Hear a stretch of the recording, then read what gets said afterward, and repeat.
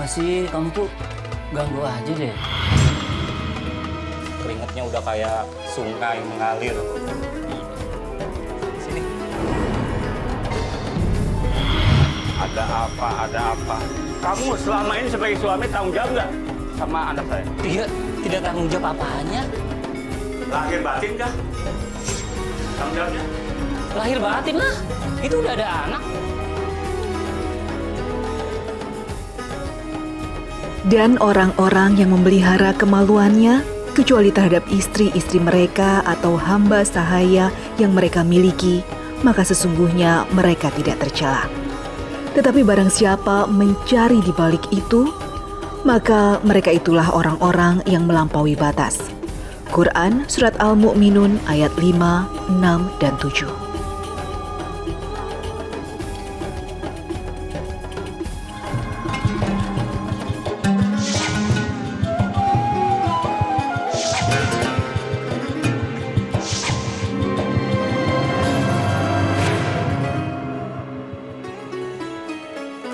Assalamualaikum warahmatullahi wabarakatuh. Selamat pagi pemirsa Tawakal yang dirahmati Allah Subhanahu wa taala. Senang sekali rasanya saya Mario Werix kembali menjumpai Anda pada pagi hari ini, dan tentu saja saya tidak sendiri. Saya sudah ditemani oleh Bapak Ustadz Muhammad Ziyad. Assalamualaikum Pak Ustadz. Waalaikumsalam warahmatullahi wabarakatuh. Apa kabar Pak Ustadz? Alhamdulillah baik. Baik ya. Alhamdulillah. Dan sekarang saya juga sudah ditemani oleh rekan saya Angel Elga. Assalamualaikum. Waalaikumsalam. Pagi hari ini juga kita kehadiran Ustadz. Assalamualaikum Ustadz. Waalaikumsalam warahmatullahi wabarakatuh. Gimana kabarnya Pak Ustadz? Alhamdulillah baik. Alhamdulillah. Kita juga kehadiran narasumber kita yang kita samarkan namanya, yaitu Mita. Assalamualaikum Mbak Mita. Waalaikumsalam Mbak. Ya Mbak Mita, bisa langsung diceritakan? Langsung aja. Iya, ini pengalaman rumah tangga saya Iya. yang saya bina selama 5 tahun bertahan. 5 tahun. Di sana saya tidak pernah dinafkahi lahir dan batin oleh suami saya. Tapi memang dari awalnya orang tua saya tidak setuju. Yang lebih tidak setuju itu bapak saya. Awal pernikahan sudah tidak setuju. Ada proses pacarannya nggak? Awalnya saya bertemu dia dikenalkan sama teman di rumah. Tapi proses pacaran berapa lama? Bisa lebih kurang 1 tahun lah. Udah perkenalan. Jadi dia datang ke rumah 4 kali melamar saya. 4 kali juga ditolak ke orang tua saya, bapak saya yang pastinya. Kalau ibu sama saudara saya itu setuju. Karena dia udah punya pekerjaan yang pastinya bertanggung jawab lah untuk seorang suami ya nantinya. Setelah 4 kali ditolak itu Iya, akhirnya? akhirnya setuju. Ya setuju tidak setuju lah. Akhirnya saya dinikahkan oleh orang tua saya. Ya Pak Ustadz, ini kan problemnya adalah pernikahannya sebenarnya antara setuju dan tidak setuju. Gimana nih hukumnya Pak Ustadz buat seorang Mita pastinya ya, dengan bapaknya tidak setuju, tapi juga ya antara setuju dan setuju nggak ada pastian gitu, tapi tetap menikah, hukumnya gimana Pak Ustadz? Para pemirsa yang dirahmati Allah SWT, alhamdulillah kita baru mendapatkan cerita dari Mbak Mita. Jadi bagaimana pandangan Islam ketika mau nikah antara setuju dan setuju dari pihak ayah, tapi kemudian akhirnya melanjutkan. Nah, kita kembali kepada rujukan tuntunan Nabi. Nabi kan berikan syarat begini. Ya ma'syaras sabab manis tato aminkumul ba'at falyatazawwaj. Wahai para pemuda, pemudi, barang siapa di antara kamu yang sudah memiliki kemampuan untuk memberikan nafkah. Nafkah di sini nafkah lahir dan nafkah batin. Tidak hanya sudah nafkah batin saja, lahirnya juga penting sekali. Maka hendaklah ia menikah. Fa'ilimnya tadi kalau tidak ada kemampuan dia untuk memberikan nafkah lahir tadi, maka hendaklah fa'alai bisya, maka hendaklah ia berpuasa. Fa'innalau wija, maka sungguh puasa itu dapat menjadi perisai. Ini kan konteks tadi kaitan tadi. Nah, bagaimana kalau orang tua misalkan, kalau akan Nabi menjelaskan begini, kalau ada orang laki-laki baik-baik, calon anak Anda baik-baik, kemudian datang ke rumah Anda dan meminta putri Anda, maka kata Nabi terimalah kalau sudah memenuhi ketentuan agama tadi itu. Sebab kalau Nabi juga memberikan peringatan jangan sampai orang baik-baik datang ini kemudian kita tolak, yang justru nanti di kemudian hari menimbulkan fitnah bagi anak kita gitu. Yang pertama, karena isyarat Nabi SAW sendiri kan memang kalau ketika ada kaum menikahkan maka lihatlah. Kalau dalam istilah kita kan bibit, bobot, bebet, itu sesungguhnya adalah dalam dimensi untuk persiapan karena menikah ini bukan 1 tahun 2 tahun, tapi kalau bisa sepanjang masa sepanjang hidup pasangan ini hingga akhir, karena ini adalah Ini adalah misi suci, misi ibadah, kan konteksnya untuk di sana. Gitu. Nah, karena itulah Nabi mengatakan dalam kamu minta izin, kalau dia al-bikru, kalau dia ini seorang gadis, maka izinnya itu adalah wasukutu ala matur ridho. Diamnya itu adalah apa? Berarti menyetujui. Jadi misalkan, nah mau sama nikah sama dia, nggak mungkin gadis. Oh iya dengan sama nggak ada. Maka senyumnya dia, diamnya dia itu bagian dalam konteks dia menyetujui. Kecuali dia melakukan penolakan, maka orang tua akan di sini. Sedangkan wasaibu, sedangkan mohon maaf sejanda, maka itu adalah hak dirinya, nafsiha. Dirinya itu bisa menentukan, wali hanya menikahkannya. Jadi mesti otoritas penuhnya, karena ini kan ada pengalaman masa lalunya, ini kan menjadi penting bahan pertimbangan, maka orang tua tidak bisa. Ini setelah Mbak Mita menikah, itu ada perubahan nggak dari suami? Atau mungkin suami jadi cuek atau jadi kasar sama Mbak Mita? Perubahannya ada? Kalau mulai ada perubahannya itu kelihatannya pas di malam pertama.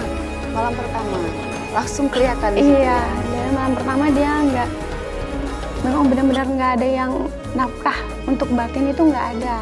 Oh gitu. Iya, jadi dia ada aja alasannya untuk ya dibilangnya nanti apalah, capek lah, apa, pokoknya ada aja alasan dia. Tapi Mbak untuk- Mita udah komunikasi. Sudah komunikasi, jadi pas waktu setelah selesai pesta, kita masih ya kumpul saudara, mungkin karena rame ya.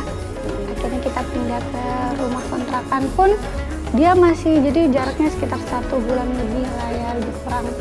Dia belum juga untuk berusaha untuk jadi sebagai suami istri itu belum ada. Biasanya kan ini kan hal sensitif Iya. sekali pada malam pertama gitu Iya. ya. Ini kan Mbak Mita juga prosesnya ada pacarannya. Jadi Iya. pada saat malam pertama pun pasti Mbak Mita Iya. nggak sungkan untuk menanyakan suami gitu ya. Iya. Nah, terus Mbak Mita, Jadi dia tidak ada namanya untuk ya berusaha untuk apa ya, nafkahin saya batin nih nggak ada.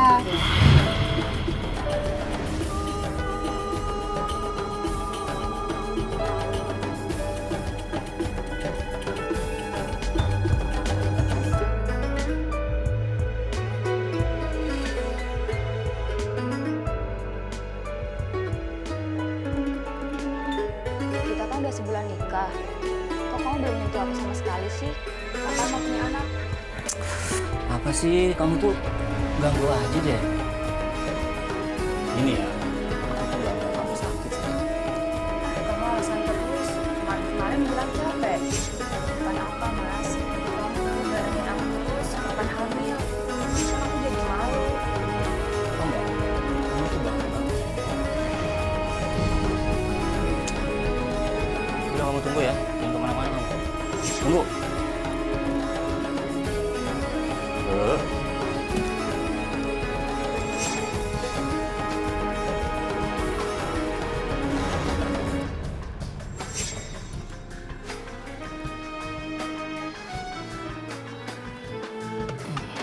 Minum apa kamu, Mas? Minum stamina, dapat dari teman aku. Ayo kita mulai.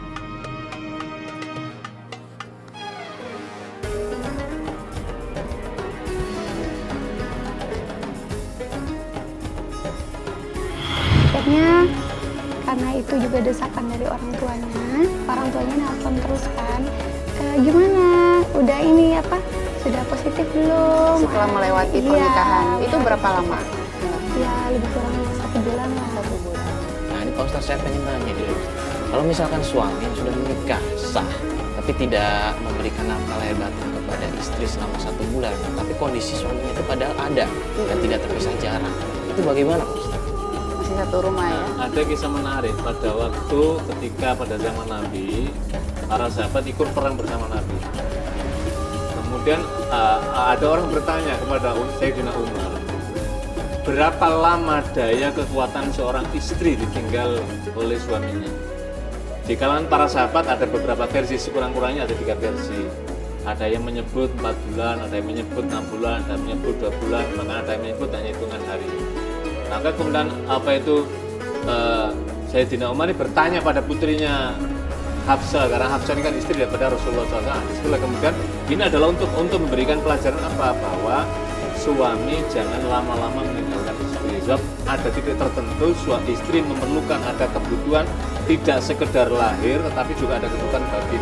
Inilah yang menjadi penting.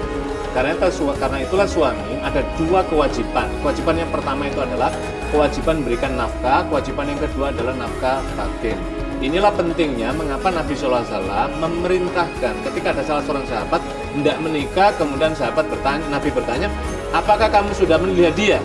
Belum ya Rasulullah. Ungdurha, lihat dia. Lihat dia itu tentu tidak dalam makna lihat kasat mata, tapi juga dalam makna bisa melihat untuk mendapatkan informasi. Karena itulah dikenal ada istilah mak jomblang. Kalau dalam istilah konteks Indonesia pada zaman Nabi juga ada, tapi tidak mak jomblang, tapi orang dekat yang bisa memberikan informasi terhadap misalkan Mbak Mita calonnya siapa, maka keluarga Mbak Mita mengutus kepada orang dipercaya tadi untuk menggali informasi calonnya Mbak Mita ini siapa gitu. Mediasi lah Iya, ya. inilah pentingnya supaya mendapatkan informasi yang akurat sehingga di kemudian hari tidak ditemukan misalkan kecacatan dan seterusnya kemudian akhirnya menimbulkan kekecewaan.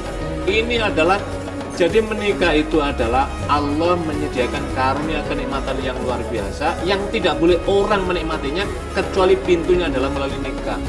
Lah, kapan itu? Maka kemudian setelah ada nikah, maka kemudian Nabi pun menjelaskan ada etikanya. Ada namanya Lailatul Zafaf. Lailatul Zafaf itu adalah malam pengantin, malam pertama. Bagaimana etikanya? Nabi Hasyim menjelaskan, mesti cobalah kening istri Anda, ambil air wudhu sebelum melakukan itu. Kalau bisa kemudian sholatlah, bentangkanlah sajadah, suami istrimu yang mengaminkan. Setelah itu kecuplah kening, barulah kemudian misalkan pertandingan dimulai. Itu soal teknis pada masing-masing. Tapi ini adalah bagaimana prosesi yang Nabi tuntunkan yang begitu indah supaya apa masing-masing itu memiliki kelengkapan pemahaman dalam konteks inilah.